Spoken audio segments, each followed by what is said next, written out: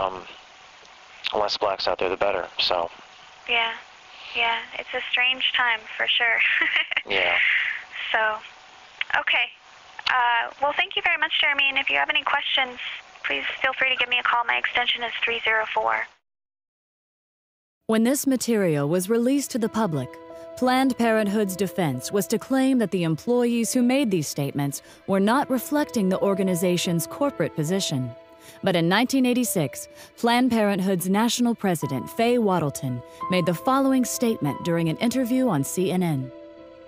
As a matter of fact, Mr. Dorn, and if I may finish, we have received contributions from people who want to support us because they want all welfare mothers and all black women to stop having children.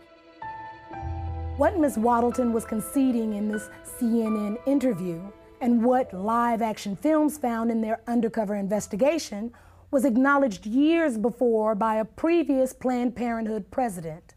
During a speech in Philadelphia in January 1966, Planned Parenthood President Alan Guttmacher stated that some of his colleagues appeared to have racial motives for their involvement with the organization.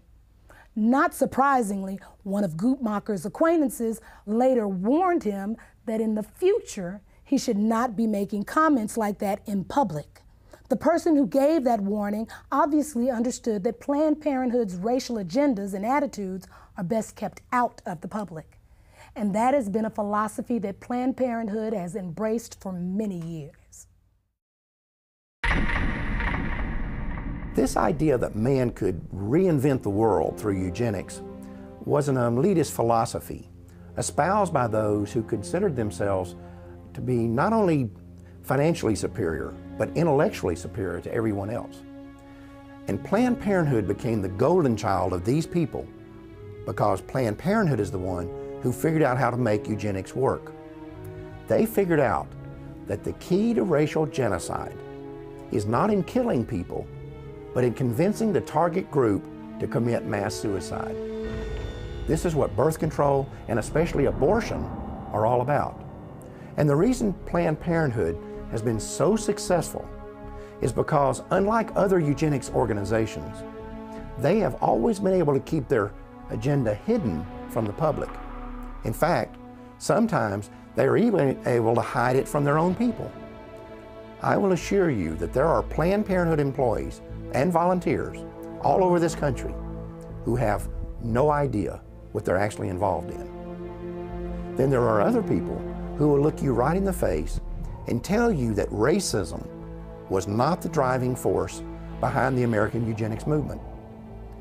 And I think you'd have to be a complete idiot to believe that. The truth is that if blacks had never been stolen out of Africa and brought here in chains, there would never have been a eugenics movement in the first place. There would never have been forced sterilizations. There would never have been a birth control revolution.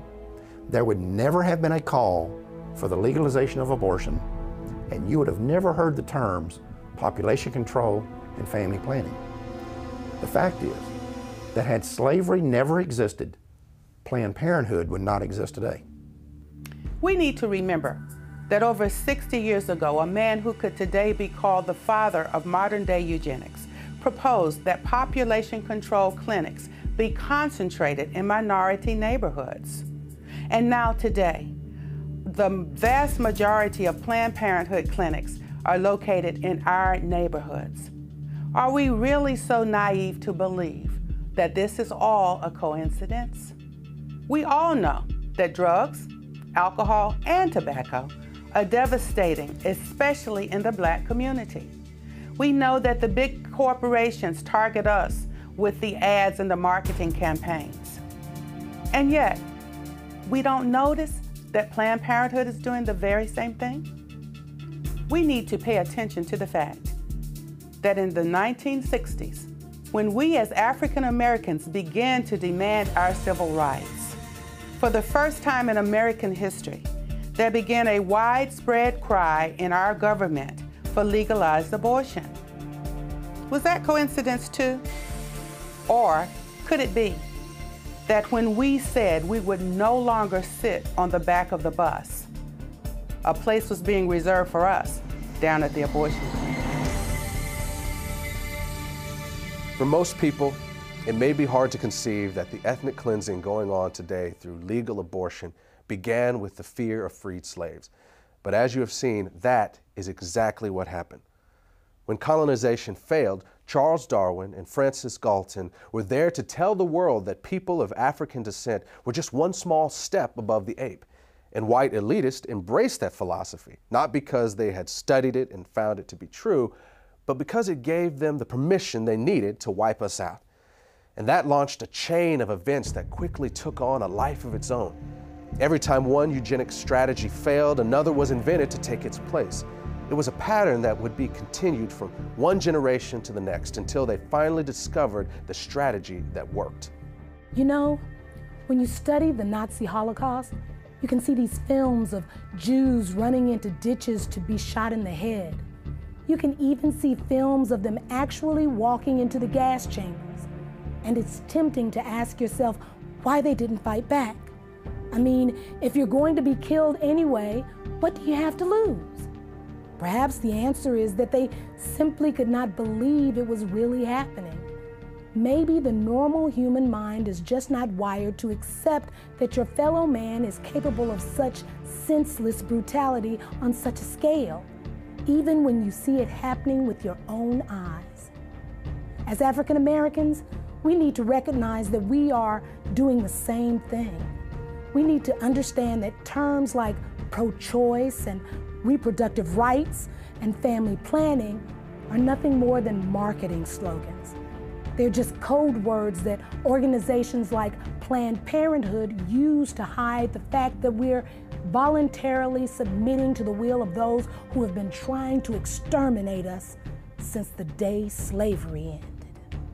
At the beginning of this program, we told you that the Maafa didn't end with the freeing of the slaves, and that in fact, it hasn't ended yet. Now you've seen the rest of the story. Now you know that legalized abortion is more than just a crime against humanity. It is also the continuation of a 150-year-old racial agenda that was founded in Black genocide. And I hope that you have also come to see that as long as abortion remains legal, the Maafa cannot end. Thanks for watching. Brothers and sisters, it is time. Yes, it is. Amen. Brothers and sisters, it's time for us to go to the streets on this issue. Yes, it is. Amen. We need to be in the streets on this issue. Amen. If we look the other way, while our smallest brothers and sisters are being lynched in the room, we lose the right to be outraged. Come on. That we were once lynched by the Klan. When white supremacist Tom Messer tells his followers to invest their money in ghetto abortion clinics, he's not talking about reproductive rights. He's talking about reproductive racism. Yes, he is. Oh, no. When two guys write a book talking about Steve Levette, John Donahue, when two guys, Steve Levette and John Donahue, write a book in which they claim that the high rate of abortion keeps the rate of crime down, be assured, they know that a vast majority of American abortion clinics are in Black neighborhoods. Oh, yes, they do. Oh, yes, they do. Come on.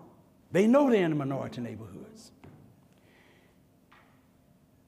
What we need to understand is when we let Planned Parenthood into our schools, when Planned Parenthood put their death camps, when we let them put their death camps in Black communities, in our communities, That's right. and when we sit back and let an elected government official take money out of our paycheck to pay Planned Parenthood, we've been played like fools. Oh, yes, we have. Jesus. Help us, Lord. The fact is, if we tolerate something as evil as abortion, we cannot be surprised if it turns around and is used against us.